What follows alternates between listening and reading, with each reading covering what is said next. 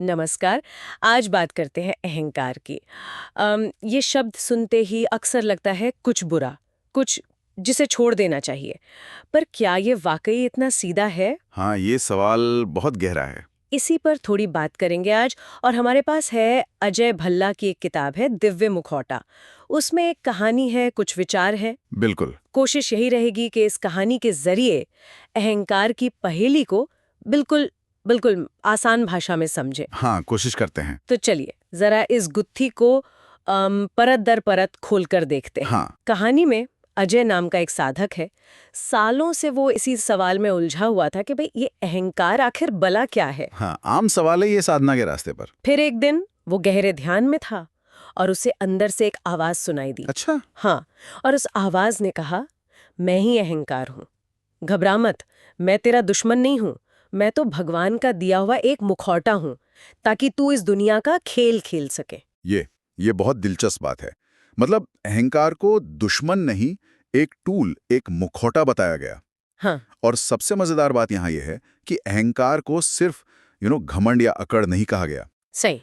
वो आवाज साफ कहती है, तेरे हर काम के पीछे जो आग है वो मैं ही हूँ। हर काम के पीछे। हाँ, इसका मतलब है हम जो भी करते हैं, जो भी इच्छा रखते हैं, यहाँ तक कि सच जानने की कोशिश भी, उसके पीछे भी कहीं ना कहीं किसी ना किसी रूप में अहंकार ही है। एक तरह की ड्राइविंग फोर्स। लेकिन एक मिनट, आमतौर पे तो यही सुनते हैं ना कि संत महात्मा तो कहते हैं अहंकार को खत्म करो, जड़ से मिटा दो। तो ये किताब क्या उस सोच से बिल्कुल अलग है या कुछ कनेक्शन है? बहुत अच्छा सवाल उठाया आपने। देखिए, कहानी वाली आवाज इस बात को भी साफ करती है। वो कहती है, छोड़ना है, पर किसे? हाँ, किसे? झूठे घमंड को, मतलब इस गलतफहमी को कि ये मुखौटा ही तुम्हारी असली पहचान है।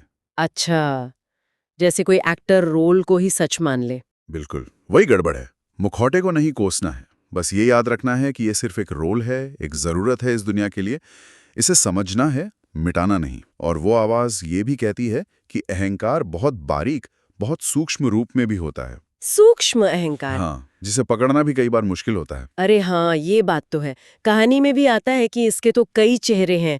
कभी ये अक्कड़ बन जाता है, कभी ठीक उल्टा, मतलब खुद को बेचारा या कम समझना। हाँ, वो भी अहंकार है। और कभी-कभी नकली शराफत, वो जो बनावटी विनम्रता होती है।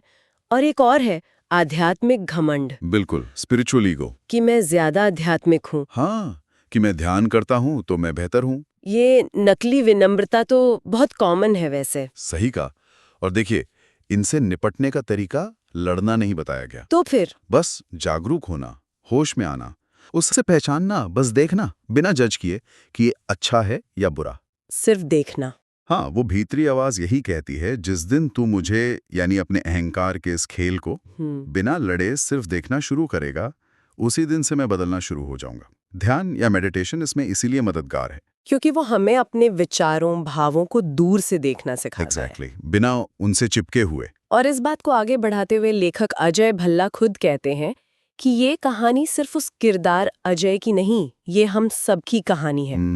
वो कहते हैं कि हमारे हर काम में अहंकार का कुछ ना कुछ लेना देना है ही, यहाँ तक कि उनका ये किताब लिखना भी।